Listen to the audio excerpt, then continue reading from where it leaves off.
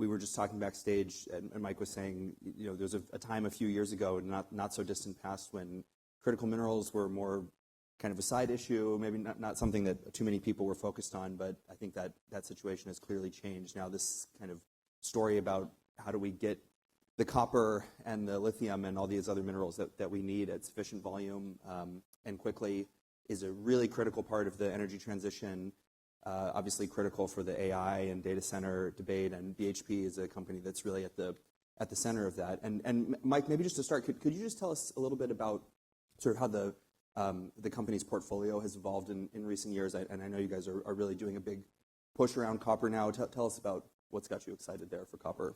Sure. So let me start with a little bit about BHP. So world's largest mining company by market capitalization. Been around for well over 100 years now. And one of the things that's allowed us to survive and thrive over time is the ability to reinvent ourselves depending on kind of what's happening in the world around us.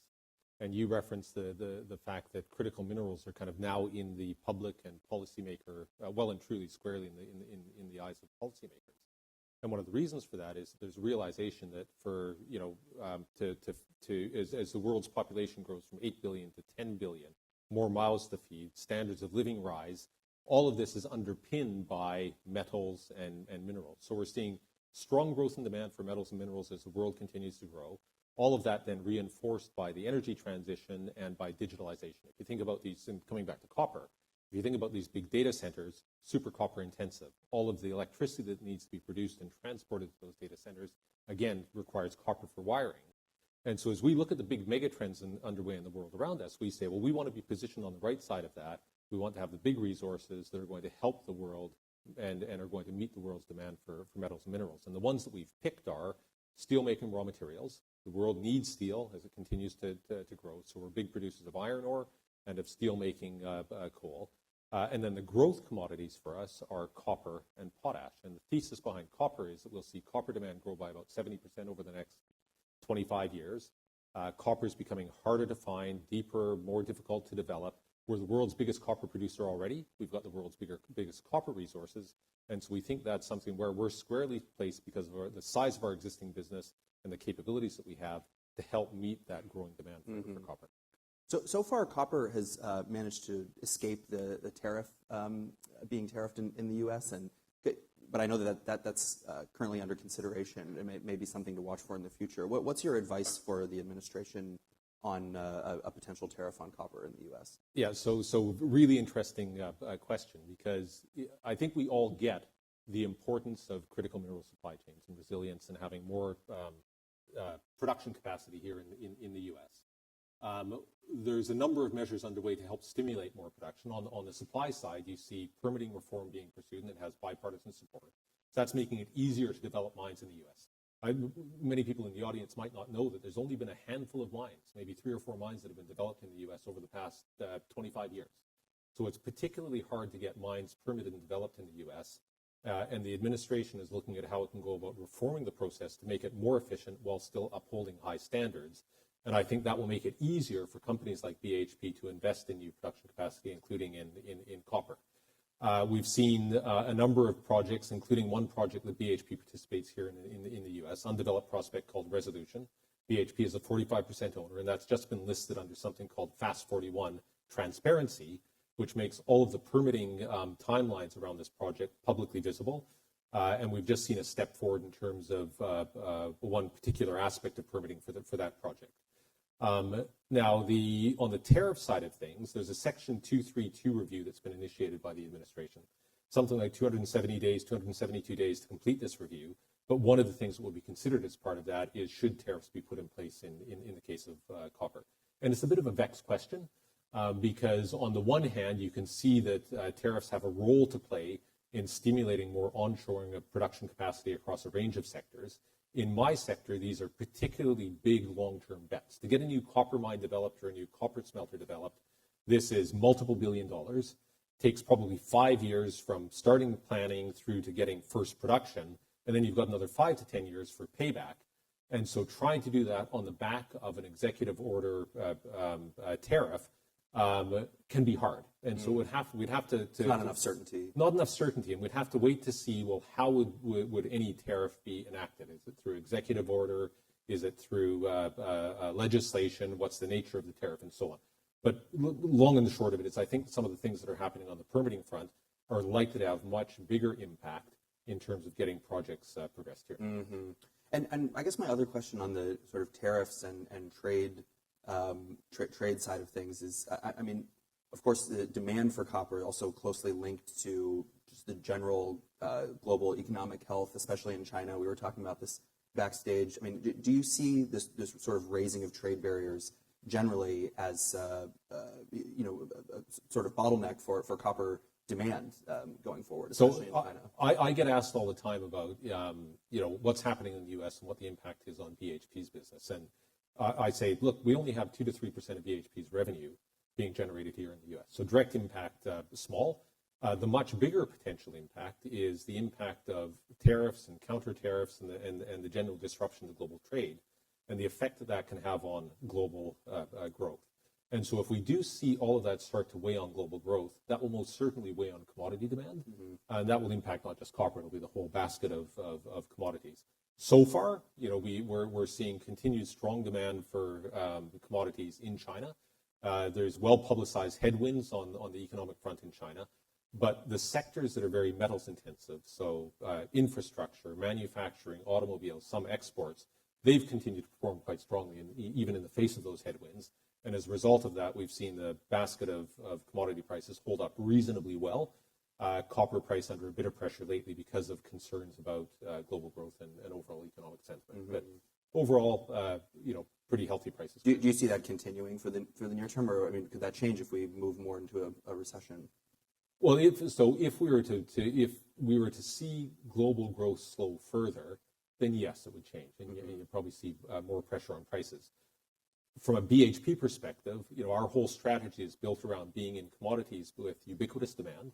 So we don't like being in commodities with a single end use. Copper used in every walk of life. So that's one of the reasons we like it. Once we're in that commodity, we want to be at the very low end of the cost curve, such that in the down cycle, our industry is one that's particularly cyclical, and we want to make sure that at the bottom of the trough, that we're resilient and still generating positive cash flows. And so we've got big assets, low end of the cost curve. If we do end up seeing some slowing of global growth, we'll still be in good shape. And in fact, we prosper in the down cycle oftentimes because we see a bit of a flight to quality in our sector, and that benefits BHP. On the issue of expanding your copper resource, so BHP had a bid last year for Anglo American that didn't work out exactly probably the way you wanted to. Is more? I mean, is there any chance you could go back to Anglo again, or is more M&A on the table still in any way? So we've been super consistent on our strategy. And what we've said is that we've been clear on which commodities we want to run, copper being one of them. We start with the world's biggest undeveloped resources of copper already. So that puts us in a very good position. We then have a number of avenues that we pursue to grow. Greenfields exploration. So we've doubled the dollars being spent in greenfields exploration globally. We're in most continents currently exploring for copper. Early stage acquisitions. So where you might have a small to mid-cap player who's found a new highly attractive resource, we get in on the ground floor and then scale up over time. We've done that recently in Argentina, so a big undeveloped resource there. We look to get more out of our existing resources, and so we've developed new growth projects developed growth projects we'll take investment decisions on in the coming years in Australia, in Chile, this project I spoke about in the US, and then more recently Argentina. And then the final lever available to us is M&A. But in our sector, you have to be so careful with M&A because we have a history in the sector of companies being ill-disciplined in this regard and losing a lot of shareholder capital. And so we try to be very selective in which companies we pursue, which assets we pursue. They have to be in the commodities we like, the asset quality we like, and those opportunities are pretty few and far between. So probably not going back to Anglo. Is that something we should be watching for? Look, so what I've said is in the recent years, we've done such a good job of developing internal growth options. That really is what management is focused on right now, is figuring out how we can bring these projects through the pipeline and get them into production. Great. Can you just say a little bit more on the Resolution Copper in Arizona? and you were saying just a moment ago that the sort of permitting that's moving along the permitting steps. Well, one thing I'm interested in is in that particular project and in others that you've done, what you've learned about engaging with the local community and indigenous groups, and there's often a lot of opposition to these mines. What have you kind of learned about how to do that effectively? So first of all, Resolution it's a really exciting project. It's one of the world's best undeveloped copper deposits, and if and when it gets developed, it can supply a meaningful share of U.S. copper demand. But it's been stuck in the permitting process now for 10 plus years. And on the government side of things, that's being addressed through this listing under FAST 41 transparency. The U.S. Forestry Service called and said that it plans to approve the final or the environmental impact statement. That then leads to a series of other steps, but which will allow us to start spending on what's called a resource characterization program over the next 5 years, ahead of a final investment decision that could be upwards of $10 billion US. And this is a deposit that between us and the lead joint venture partner, we've already spent over $2 billion just getting to the point that we are. But of course, it's not just about government permitting. We also have to ensure that we have support from communities and from First Nations. And in this case, there's a number of tribes who have ancestral ties to the land in question. And so the managing partner, Rio Tinto, has been very deeply engaged with the tribes, seeking their support and trying to ensure that we have that we've gone through the process of seeking consent prior to a final investment decision. And I think this whole space has evolved over time to be one where what constitutes or what seemed to be of value to First Nations peoples, I think we've gained a much more mature understanding of that, not just here in the U.S., but up in Canada, in Australia, and so on, and where the focus now is much more on not just the direct economic benefit, but also on jobs, on creation of business opportunities for First Nations companies, and so on. Mm-hmm. So FID still probably 5 years or so from now. So it wouldn't be immediate. Of course, we'd like to get to the point where we understand the resource well enough to make that final investment decision as soon as possible. Mm-hmm. But there is a period of drilling that needs to take place to make sure we've got a really solid understanding of the resource so we can develop a mine plan that optimizes economics and risk. Yeah. No, I just think it's an illustrative example of just the amount of time that really is required to. These projects are big capital. Right. They take a long time, and there's lots of risk associated with them. When you think about, how panicked should we all be about the future supply deficit of copper? Are we going to actually get the amount of copper that we really need, or is that going to happen? So the Earth's crust is not short of copper units. There's more than enough copper out there. But deposits are becoming harder to find, oftentimes at greater depth and with more complexity, either in terms of how you go about extracting them from below ground, or some of the issues that you need to deal with on the surface, like biodiversity and water and so on. And so the world will get enough copper. Does it get it in as timely a fashion and as cost effectively as we'd all like?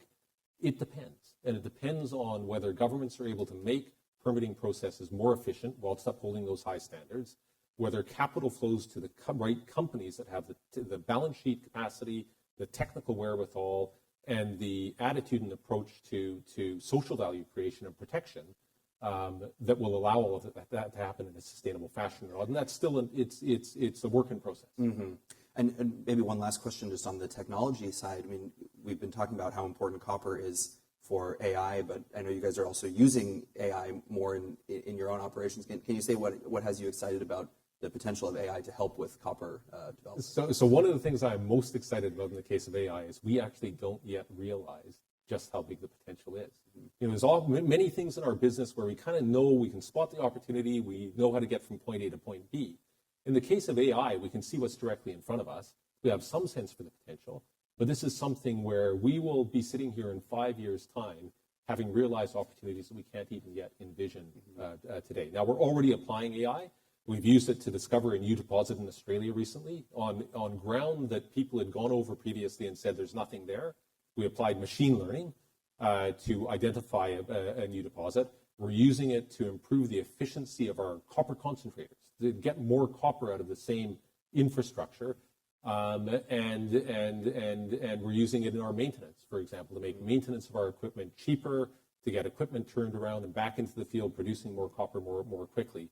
but we've only scratched the surface here. Yeah. We are investing in AI startups as well. Good metaphor for mining companies. Yeah. Exactly. We're investing in startups as well. We've got a ventures investment fund of just under $200 million. 70% of it invested in really interesting companies here in the U.S., including one called Field AI, which is about applying AI into robotics that can be used in mining to make mining more efficient and safer. So a super exciting space in an industry that I know many people might see as being very traditional, but the opportunities in our industry to apply the latest and greatest in new technology are boundless. Yeah, well, that's great. Well, we're watching that closely. Mike Henry, thank you so much. you. This is really interesting. Yeah, thank you. Thank you.